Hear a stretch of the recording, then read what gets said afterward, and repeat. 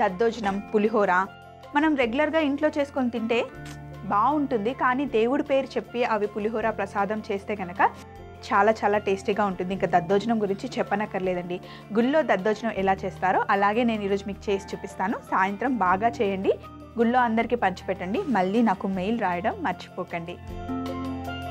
దానికి ఫస్ట్ మనం అన్నం, వండుకున్న అన్నం కావాలి. అయితే దద్దోజనంకి కొంచెం అన్నం మెత్తగా ఉంటే బాగుంటుంది.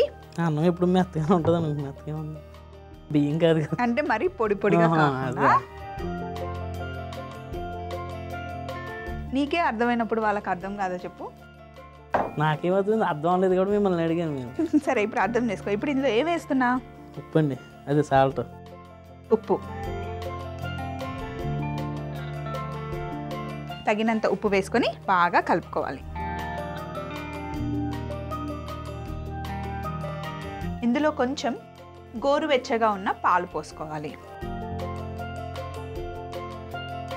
చిన్నప్పుడు దద్దోజనం అంటారు కానీ ఎలా చేస్తారో మాకు తెలియదండి. ఫస్ట్ టైం చూస్తున్నాను, ఓసారి గారు దయ వల్ల. సరే ఇప్పుడు ఇందులో చిక్కటి పెరుగు కలుపుకోవాలి.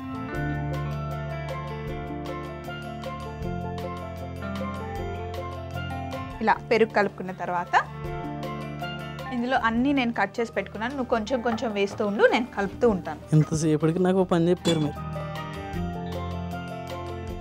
ఫస్ట్ కొంచెం అల్లమే, మరి ఎక్కువ వేయకు, మనం కొంచెమే క్వాంటిటీ చేస్తున్నాం కదా. ఉషారాణి గారు ఇలా సన్నగా తరుక్కున్న అల్లం.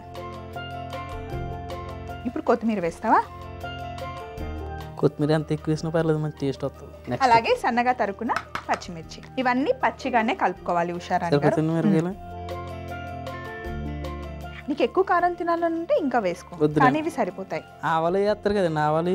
ఇప్పుడు తాలింపు చేయాలి. ఇప్పుడు మనం తాలింపు చేసుకోవాలి.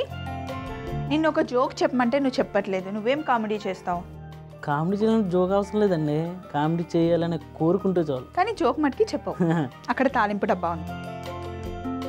ఎవరికైనా పోపులు పెట్టంటే చిన్నప్పుడు అమ్మ దాచిన 100 రూపాయలు 200 రూపాయలు గుర్తు వస్తాయి.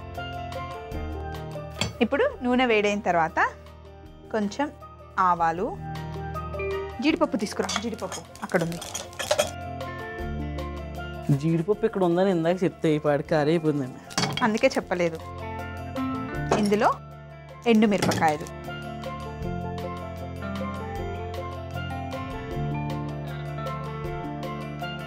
అలాగే కొంచెం జీడిపప్పు,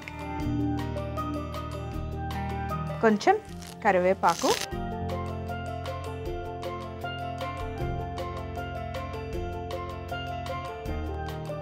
అలాగే కొంచెం ఇంగువ.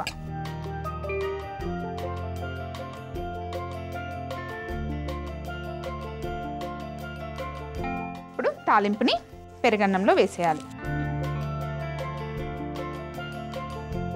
దద్దోజనం రెడీ అయిపోయింది ఉషారాణి గారు.